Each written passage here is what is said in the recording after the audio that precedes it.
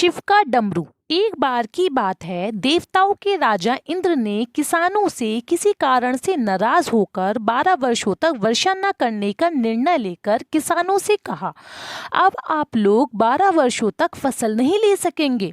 सारे किसानों ने चिंतातुर होकर एक साथ इंद्रदेव से वर्षा करवाने हेतु प्रार्थना की। इंद्र ने कहा, यदि भगवान शंकर अपना डमरू बजा देंगे तो वर्षा हो सकती है। इंद्र ने किसानों को ये उपाय तो बताया, लेकिन साथ में गुप्त वार्ता कर भगवान शिव से यह आग्रह कर दिया कि आप किसानों से सहमत ना होना। जब भक्षी किसान भगवान शंकर के पास पहुंचे तो भगवान ने उनसे कहा, डमरू तो 12 वर्ष बाद ही बजेगा।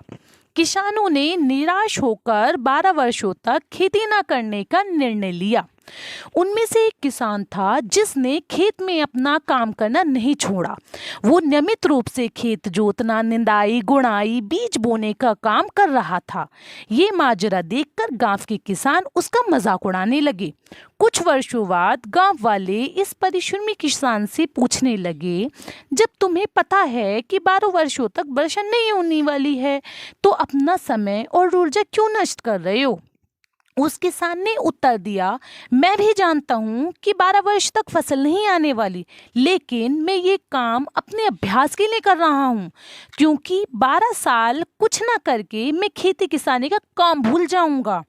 मेरे शरीर की श्रम करने की आदत छूट जाएगी, इसलिए ये काम मैं नियमित कर रहा हूँ, ताकि जब 12 साल बाद वर्षा हो तब मुझे अपना काम करने के लिए कोई कठिनाई ना हो। ये तार्किक चर्चा माता पार्वती भी बड़े कौतूहल से सुन रही थीं। बात सुनने के बाद माता भगवान शिव से सहज बोली, प्रभु, आप भी 12 वर्षों बाद डमरू बजाना भूल सकते हैं।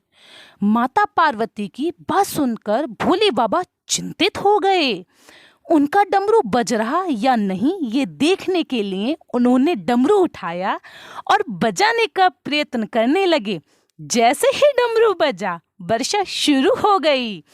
जो किसान अपने खेत में नियमित रूप से काम कर रहा था, उसके खेत में भरपूर फसल आई। बाकी के किसान पश्चाताप के सिवाय कुछ ना कर सके।